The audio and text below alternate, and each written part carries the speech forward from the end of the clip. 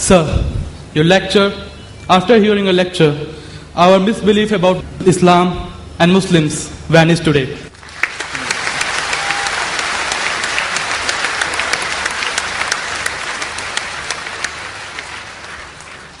Sir, I have been to Jammu and Kashmir and have seen the trauma and pain that the people are suffering there because of the so-called jihad of some Muslims.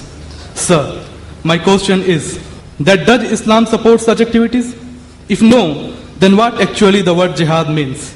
Is it in accordance with the 56th verse of the 7th chapter of Quran which says, do not mischief? Or the 40th verse of 42nd chapter which says, forgiveness is better than retaliation?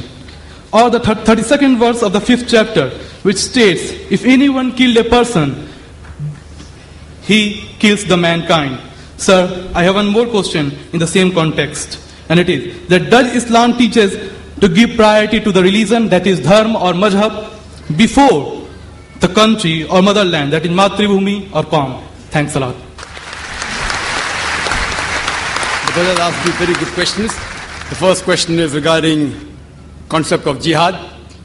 He says that why are people fighting? He's been to Kashmir. About jihad, does Islam encourage this fighting? What is the meaning of jihad? Does it not disagree with the quotations he gave of Surah Ma'idah chapter 5 verse 32? Brother, as far as the word jihad is concerned, there's a misconception not only amongst the non-Muslims, but even among the Muslims. What most of the people think, that any war fought by any Muslim, for any reason, whether it be for his personal gain, whether it be for politics, whether it be for language, whether it be for color, it is called as jihad. Jihad does not mean any war fought by any Muslim. Jihad comes from the Arabic word jahada, which means to strive, which means to struggle. Like how we have jiddojahad. So jihad basically means to strive, to struggle. And in the Islamic context, it means to strive against one's own evil inclination. It also means to strive to make the society better. It even includes to strive in the battlefield to fight in self-defense. Jihad also means to fight against oppression and tyranny. Jihad basically means to strive or struggle. Many people have misconception that jihad means holy war. And many people translate jihad as holy war. The Arabic word for holy war is harbun muqaddasa. If you read the Quran, nowhere in the Quran, not a single verse, nowhere in the authentic hadith of Muhammad sallallahu alaihi wasallam is this word harbun muqaddasa mentioned anywhere. There is no harbun muqaddasa at all. The translation of jihad is not holy war at all. This word holy war was first used by the historians to describe the crusades of the Christian, who spread Christianity and who killed thousands of people in the name of Christianity. Unfortunately today, many people, including so-called Muslim scholars, inverted commas, they translate jihad as holy war. It's a mistranslation. Yes, jihad means to strive, to struggle. One of the striving can include fighting. Fighting also should be in the way of Allah subhanahu wa ta'ala, that is qital fi sabilillah. Now regarding a question, that why does Islam encourage fighting and killing? And there are many critics of Islam who normally say, Islam is a ruthless religion. It always says that we should kill the non-Muslim wherever we find them.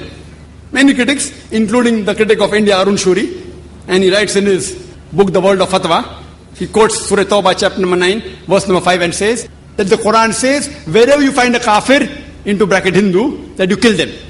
And if you open the Quran, Surah Tawbah, chapter 9, verse number 5, and if you read, it does say, wherever you find a kafir, you kill. But this is a quotation out of context. For the context, if you read the first few verses, it speaks about a peace treaty between the mushriks of Makkah and the Muslims. If you read Surah Tawbah, chapter 9, first few verses, it speaks about a peace treaty between the Muslims and the mushriks of Makkah. Now this peace treaty was unilaterally broken by the mushriks of Makkah. By the time Allah subhanahu wa ta'ala reaches verse number 5, He gives them an ultimatum to the mushriks and He tells them, put things straight in 4 months' time, otherwise a declaration of war. And in the battlefield, Allah says that when the enemies come to attack you, you kill the enemies. So this verse is revealed in the battlefield, that when the enemies come to kill you, don't get scared, fight them.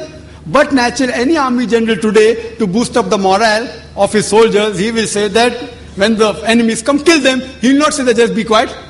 And Arun Shuri, after quoting verse number 5, he jumps to verse number 7. Because verse number 6 has the reply. Surah Tawbah chapter 9 verse number 6 says that if the kafir, if the enemy seek asylum, if they want peace, don't just give it to them. Escort them to a place of security. If the enemy wants peace or asylum, escort them to a place of security. Today, the most merciful army general, maximum will tell his soldiers that let the enemy go. Here Allah says, don't just let them go, escort them to a place of security. So whenever these verses are there of killing, including the verse of Surah Anfal, chapter 8, verse number 60, when they say that, prepare your steed and be prepared, attack the enemy. The next verse says, but if the enemy is inclined towards peace, you give it to them. So almost all the verses we talk about fighting. After that it says that if they want peace, peace is better. Now regarding your question, what about the verses of Surah Ma'idah chapter 5 verse 32, Surah Nisa chapter 4 verse 40, that if anyone kills any human being, it's as though he has killed the whole of humanity. This is the basic rule of Islam, that if anyone kills any human being, whether it be a Muslim or non-Muslim, unless it be for murder or for creating mischief in the land, spreading corruption in the land, it is as though he has killed the whole of humanity. And if anyone saves any human being, it is as though he has saved the whole of humanity. Now if you read Bhagavad Gita chapter number 2 verse number 50, it says, Shri Krishna tells Arjun to do jihad, strive. If you read Mahabharata talks about thousands of verses of fighting, thousands of verses, many number of times more than what the Quran speaks. Mahabharata is a scripture, as you may be aware. It talks about a feud, a fight between the Pandavas and the Kauravas. The 5 brothers Pandavas and 100 brothers Kauravas fight. And Bhagavad Gita is a part of Mahabharata, 18 chapters in which Shri Krishna, Lord, he gives advice to Arjun. Arjun says in Bhagavad Gita chapter number 1, verse 42 to 46, that I would prefer getting killed unarmed rather than fighting my cousins. How can I fight my cousins? The Kauravas, my cousins. I would prefer getting killed unarmed rather than fight. Immediately Lord Krishna, you know what does he say? In chapter number 2, verse number 2 and 3 says that how could such impure thought come in your mind? It is sinful. How could you become so impotent?